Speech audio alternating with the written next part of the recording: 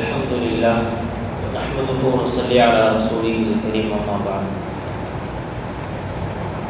குர்ஆனில் கூறப்பட்டிருக்கக்கூடிய பனி இஸ்ராயீல்களின் சம்பவம் அப்படிங்கிற அந்த தொடரில் நம்ம நிறைய சம்பவங்களை பார்த்துட்டு வரோம்.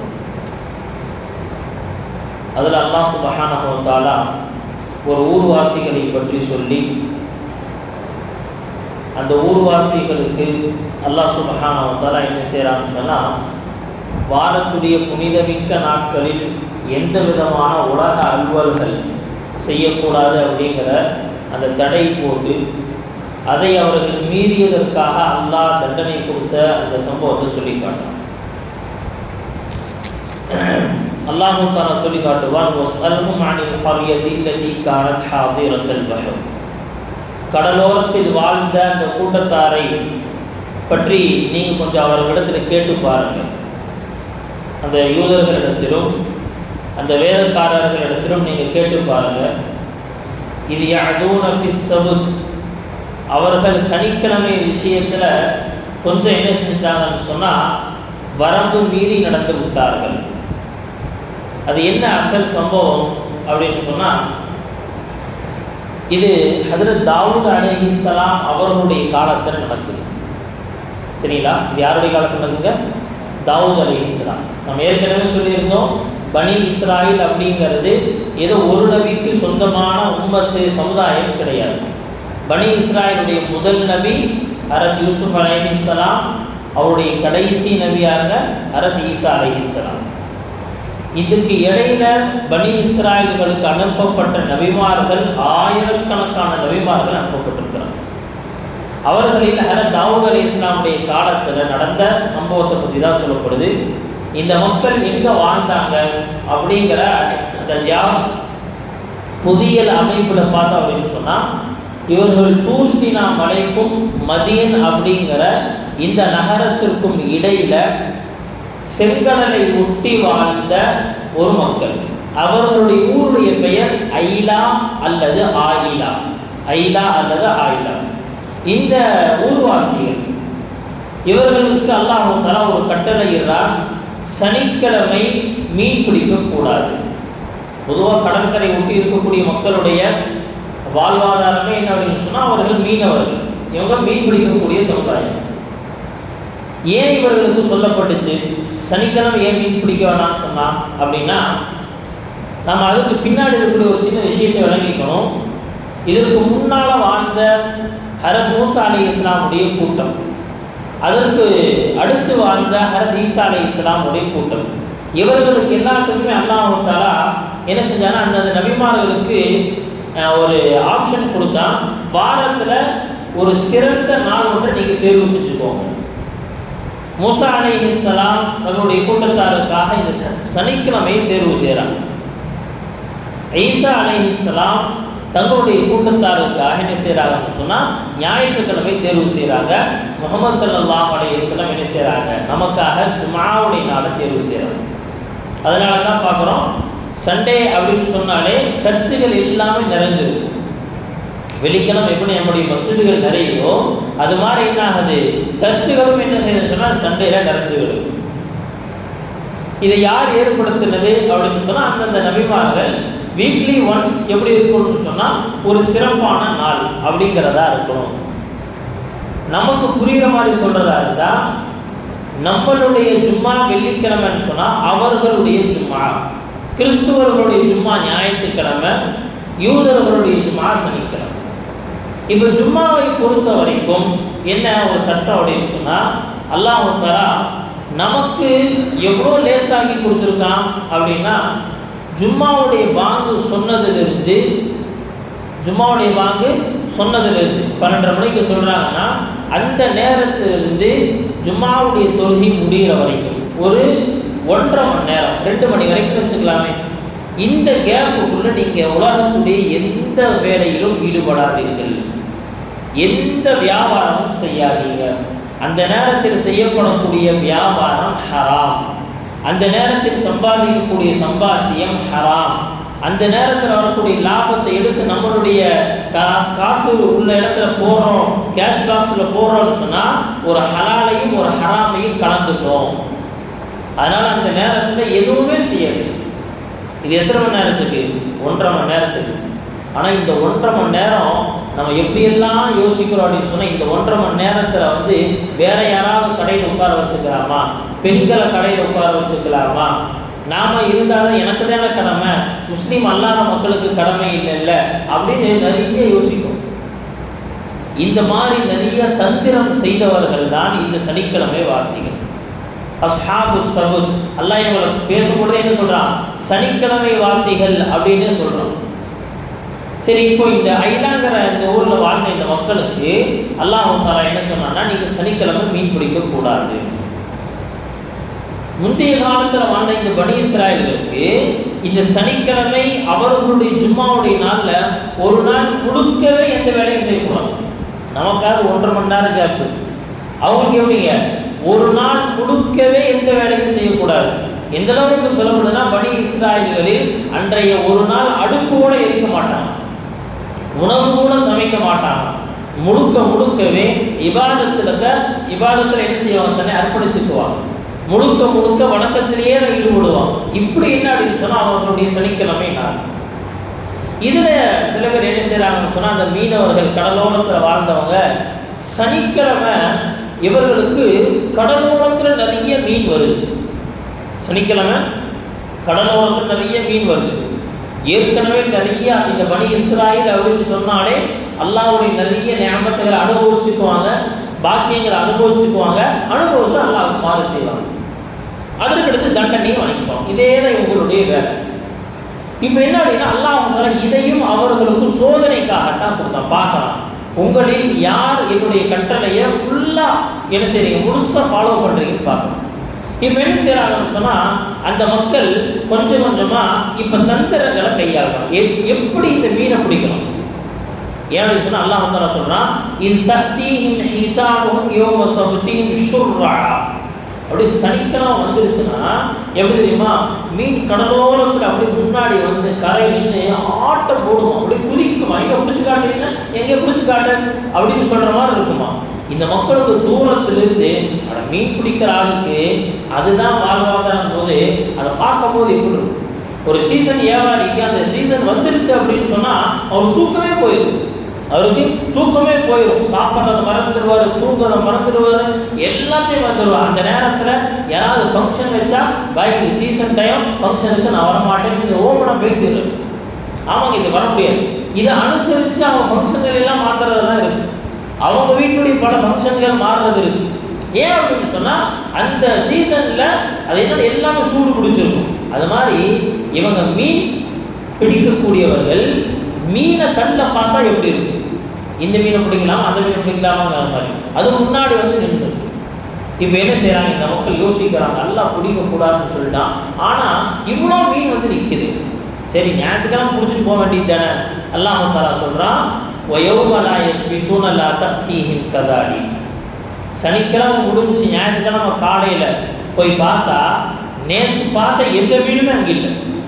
பார்க்குறாங்க, சரி இது சரிப்பட்டு வராது, என்ன செய்யலாம், எப்படியாவது இதை பிடிக்கணும். என்ன செய்கிறாங்க, ஒவ்வொரு விதமான தந்திரங்களை ஒவ்வொருத்தரும் கையாளுறாங்க. என்ன செய்கிறாங்கன்னு சொன்னால், குழிகளை தோன்றாங்க. கடலோரத்தில் குழி தோண்டி கடலுக்கும் குழிக்கும் இடையில என்ன செஞ்சாங்கன்னா அந்த பாத்தி கட்டி விட்டுட்டாங்க. தண்ணி வந்து விடுகிற மாதிரி சின்ன ஓடை என்ன செய்கிறாங்க, கட்டிட்டாங்க. அதை வந்து மண்ணு போட்டு அடைச்சி விட்டுட்டாங்க.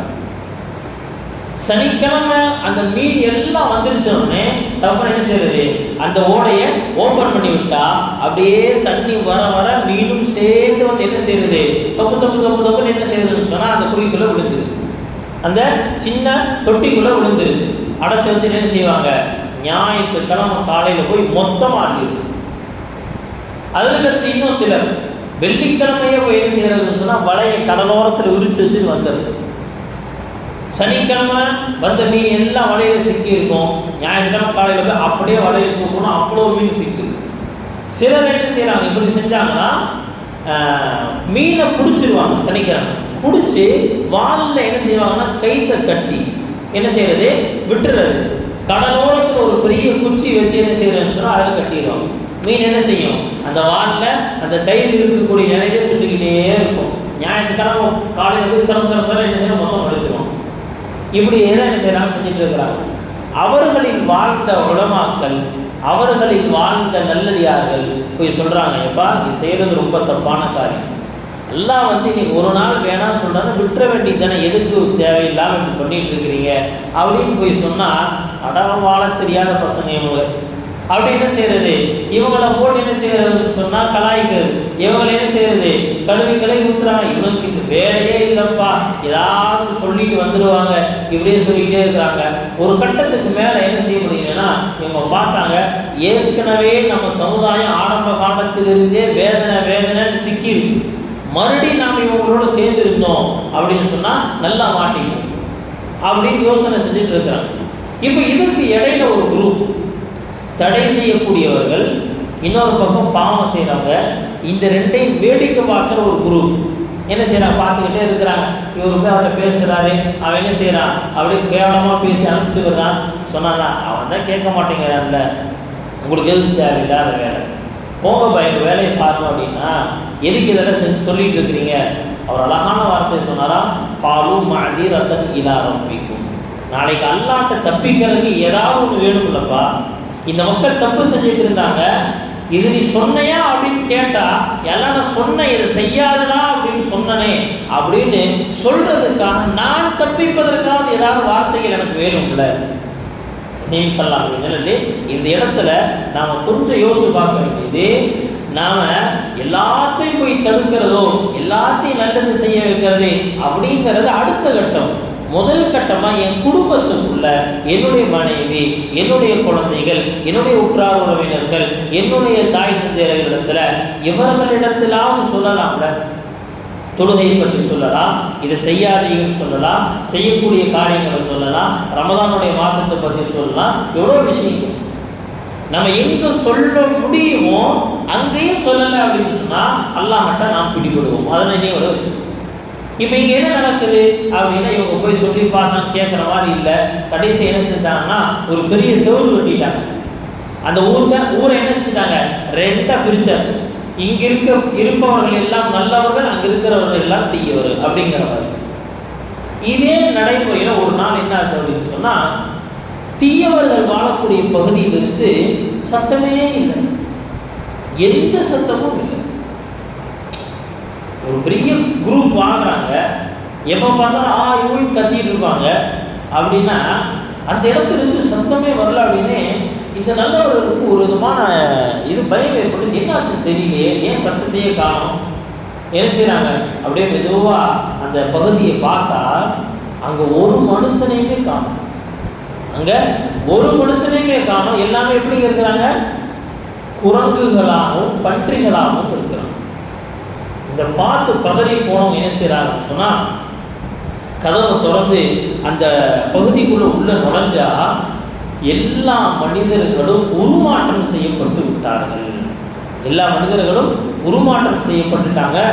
அந்த அல்லாமா குர்துபி ரஹ்மத்துல்லாஹி அலைஹி தங்களுடைய தஃப்சீர் கிதாபில் பதிவு செய்கிறாங்க, இந்த நல்ல மக்கள் உள்ள நுழைஞ்ச பிறகு அவர்களில் உள்ள இவர்களுடைய சொந்தங்கள், குரங்கு சொந்தங்கள் எல்லாம் அந்தந்த சொந்தக்காரர்கள் முன்னாடி நின்று அழுகுதான். அப்படி குரங்குகள் அப்படியே அழுகுது. அது என்ன அடையாளம் அப்படின்னா, இப்போ பேச முடியல. இப்போ அந்த குரங்குனால பேச முடியல, மனசு மாதிரி பேச முடியாது, பேசுனா புரியாது. என்ன சொல்லுது? அல்லாஹ்வுடைய வேதனை நாங்கள் சிக்கிக்கிட்டோம், நீங்கள் தடுத்தீங்க, சொன்னீங்க, கேட்டீங்க, அப்பெல்லாம் என்ன செஞ்சோன்னு சொன்னால் உங்களை கேள்வி பண்ணி கிண்டல் பண்ணி அனுப்பிச்சி விட்டோம். இன்னைக்கு நாங்கள் என்ன செஞ்சிட்டோம்? நல்லா சிக்கிட்டோம். அப்படியே என்னது அழுகுதோம். இப்போ இந்த குரங்குகளும் பன்றிகளும் அப்படிங்கிற இந்த விஷயம் வந்த உடனே சஹாபாக்களுக்கு டக்குன்னு ஒரு கேள்வி கேட்டாங்க. யாரும் சொல்லலாம், அப்போ இந்த உலகத்தில் இருக்கிற குரங்கு பன்றி எல்லாம் இந்த வம்சம் தானான்னு கேட்டாங்க. நமக்கே தோணுது, உலகத்தில் இருக்கிற குரங்குகளும் உலகில் இருக்கக்கூடிய இந்த பன்றிகளும் எல்லாம் இந்த வம்சம் தானா அப்படின்னு கேட்டப்போ நபிஸல்லல்லாஹு சொன்னாங்களா, இல்லை அல்லாஹ்வால் உருமாற்றப்பட்ட மனிதனாக இருந்து தண்டனை கொடுத்து உருமாற்றப்பட்ட எந்த உயிரினங்களும் இந்த உலகில் 3 நாட்களுக்கு மேல் வாழ்ந்தது கிடையாது. 3 நாள் அல்லாஹ் என்ன செஞ்சிருவான்? அழிச்சிருவான். 3 நாள் மொத்தமாக எல்லாமே மூத்தாயிருவாங்க. அதற்கு முன்பாக இருந்தே உலகத்தில் குரங்குகளும் பட்டிகளும் இருக்கத்தான் செய்கிறது. அதுக்கும் இதுக்கும் என்னது எந்த சம்பந்தமும் இல்லை என்பதாக நபி ஸல்லல்லாஹு அலைஹி வஸல்லம் என்ன செஞ்சாங்க, சஹாபாக்களுக்கு புரிய வைக்கிறாங்க. நீமக்கல்லாஹ் நிலடிலே. அப்போ இந்த இடத்துல நாம் பார்க்க வேண்டியது என்ன அப்படின்னு சொன்னால், முதல் விஷயம் என்னது, அல்லாஹ்வுடைய கட்டளைக்கு நாம் மாறு செய்யக்கூடாது. ரெண்டாவது, அல்லாஹ் தடை செஞ்சுட்டான் ஜும்மாவுடைய நாள் அப்படின்னு சொன்னா, அந்த முதல்ல பாங்கு சொன்ன உடனே கடை இழுத்து சாத்தும். அந்த இடத்துல எனக்கும் என்னுடைய மனசாட்சிக்கும் அல்லாஹ்வுக்கும் இடையில என்ன அப்படின்னு சொன்னா ஒரு பெரிய போர் பார்க்கலாம். காசு முக்கியங்கிறையா இல்லை உன்னுடைய ரப்பு முக்கியம் சொல்றேன். காசு முக்கியங்கிறையா இல்லை உன் ரப்பு முக்கியங்கிறையா? உலகத்தை என்ன செய்யணும், அதோட நிப்பாட்டிட்டு 12 மணி அப்படின்னு சொன்னால் க்ளோஸ் பண்ணிட்டு என்ன செய்யணும்னு சொன்னால் நம்ம அடுத்து சும்மா உட்காந்து கிளம்பிடணும். எல்லாம் தெளிவாக சொல்கிறான், சும்மாவுடைய பாங்கு சொல்லிட்டா வதருள் பைய, வியாபாரத்தை விடுங்கிறோம். எல்லாம் என்ன ரொம்ப தெளிவாக சொல்கிறான், வதருள் பை. தொழுகை முடிஞ்சிருச்சா, பைதா கொல்லியச்சி சா ஃபந்தஷிரு ஃபில் அர்த், பூமியில் பரவி இப்போ என்ன செய்யணும், நீ சம்பாதி. அதனால தான் நம்முடைய முன்னோர்களுடைய வழக்கம் என்னன்னா, ஜும்மா தொழுகை முடிஞ்சிருச்சுன்னு சொன்னால் சிலர் செய்வாங்கன்னா ஜும்மாக்கு பிறகு போய் ஒரு சின்ன வியாபாரமாவது செஞ்சுட்டு வருவாங்க. ஏன்னா அல்லாஹ் இந்த நேரத்தில் போய் வியாபாரம் செய்யன்னு சொல்கிறான். அந்த வியாபாரம் ஒரு ரூபாயாக இருந்தாலும் அது பரக்கத்தா இருக்கும் அப்படின்னு சொல்லி அந்த ஒரே ஒரு சின்ன ஒரு வியாபாரத்தை செய்வாங்க. கட்டாயம் இல்லை, அந்த ஆயத்தின்படி அமல் செய்யணும் அப்படிங்கிற அந்த எண்ணம் நீமக்கல்லாஹ் மீது. இது முதல் விஷயம். அடுத்து என்ன அப்படின்னு சொன்னால், நம்மளால் முடிந்த அளவு நம்ம சொன்னால் கேட்பாங்க நம்முடைய நண்பர்கள், நம்முடைய மனைவி மக்கள் அப்படின்னா அவர்களுக்கு அல்லாஹை பற்றி சொல்லிக்கிட்டே இருக்கணும், மார்க்கத்தை பற்றி சொல்லிக்கிட்டே இருக்கணும், தொழுகையை பற்றி சொல்லிக்கிட்டே இருக்கணும். அசால்ட்டாக விட்டுட்டோம் நீமக்கல்லாஹ் நிலையில மொத்தமாக சேர்ந்து நம்ம அல்லாட்ட சீக்கிரம் நம்ம எல்லாரும் சேர்ந்து என்னன்னு சொன்னால் அல்லாட்ட மாட்டிக்கொள்ளக்கூடிய நிலைமை ஏற்படும். அதனால் என்ன செய்யணும் சொன்னால் இந்த விஷயங்களை நினைவில் வைக்கணும். அல்லாஹ் சுப்ஹானஹு வ தஆலா அவனுடைய கட்டளைகளின்படி அமல் செய்யக்கூடிய வாய்ப்பை நம் அனைவருக்கும் தருவானாக. அதே போல நல்ல அமல்களின் பக்கம் மக்களை அழைத்து தீமைகளை விட்டும் தடுக்கக்கூடிய நல்வாக்கியத்தையும் நம் அனைவருக்கும் தருவானாக. வாஹிரு தஅவானா அல்ஹம்துலில்லாஹி ரப்பில் ஆலமீன்.